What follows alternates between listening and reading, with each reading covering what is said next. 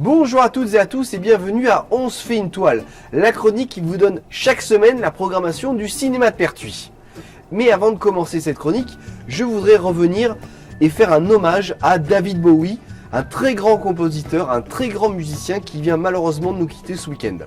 Je parle de lui parce que en plus d'être un très grand chanteur, c'est également un bon comédien, puisqu'il a participé à de nombreux films, comme par exemple Zoolander, Le Prestige, Arthur et les Minimoys où il faisait la voix de Balthazar, mais aussi Labyrinthe en 86, et il a même participé à la série Twin Peaks en 1992.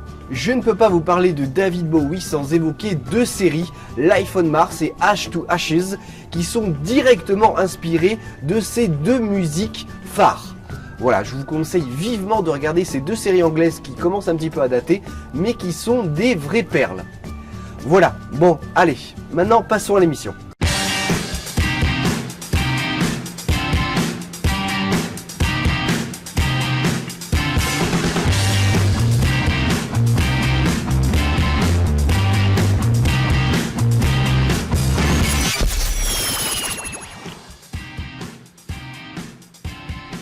Alors, on commence cette chronique avec la programmation du 13 au 19 janvier.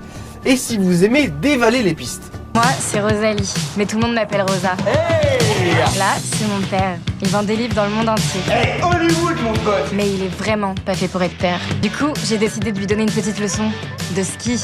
Touchous de François Prévost et Stéphane Archimard.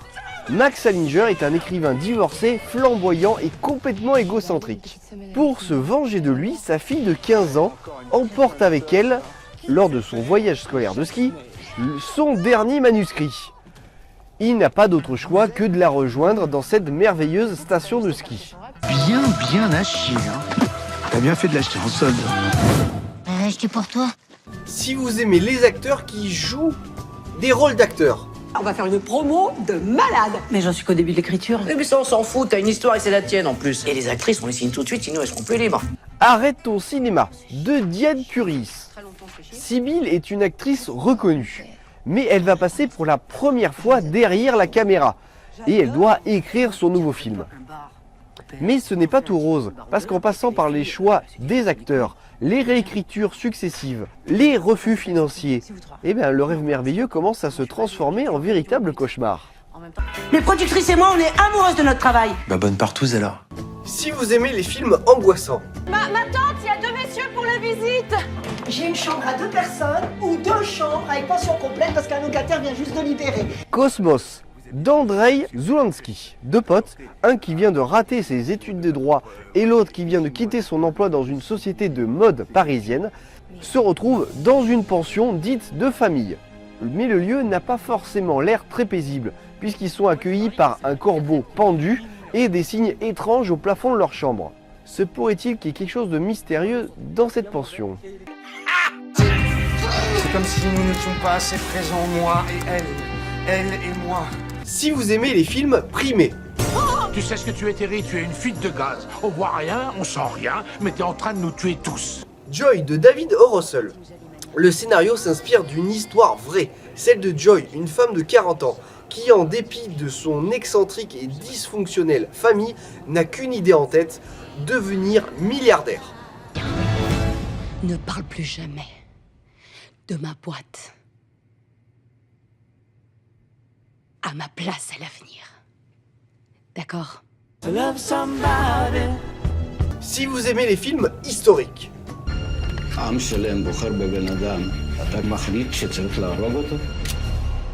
Le dernier jour d'Itis Carabine d'Amos Gitaï. En novembre 1995, le Premier ministre israélien est un homme très décoré, notamment par les accords d'Oslo et des prix Nobel de la paix.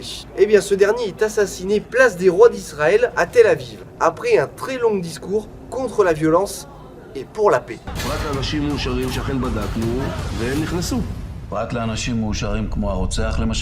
Si vous aimez la boxe, On m'a parlé d'un troisième combat entre vous et Apollo, un match à huis clos.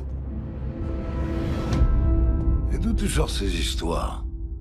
Je suis son fils. Je veux voir avec vous si vous voulez me coacher. Creed, l'héritage de Rocky Balboa de Ryan Coogler. Adonis Johnson n'a jamais connu son père, le célèbre champion du monde Apollo Creed.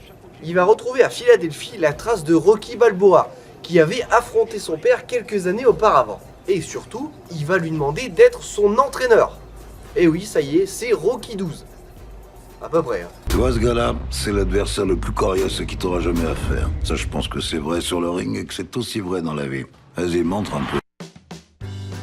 Mais n'oublions pas les films qui sont toujours en salle cette semaine, avec Les 8 salopards, Le Grand Partage, Snoopy et les Peanuts, et Star Wars numéro 7. Bien, nous voici à la fin de cette chronique. J'espère que l'ensemble de la programmation vous plaît.